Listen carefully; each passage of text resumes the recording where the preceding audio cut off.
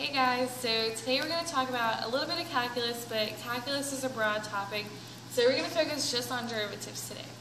So derivatives, the definition of it is the measure of how much something is changing at a specific point, and it's also known as the slope of a line tangent to a curve at a specific point. So derivatives can be wrote as f prime of x, that's your most common, but you also see it as y prime dy over dx, or d over dx, times f of x, which would be a function. So to give you a formula of it, f prime of x is equal to the limit as h approaches 0 of f of x plus h minus f of x over h, where h is a real number.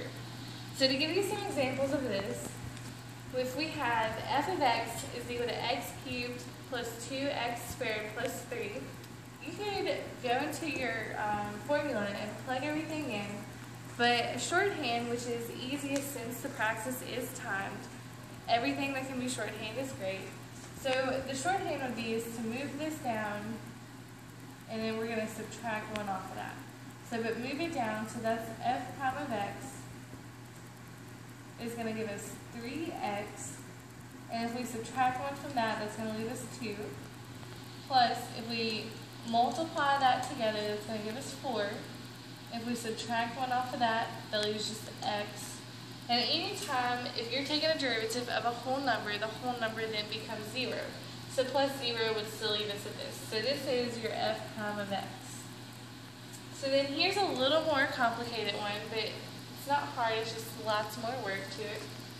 So f prime of x is going to equal 7 times 4, that's 28.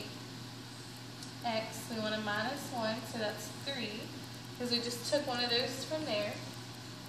Next, if we want to do 3 times 3, that's 9, and we want to subtract 1 from there, that's going to leave us 2.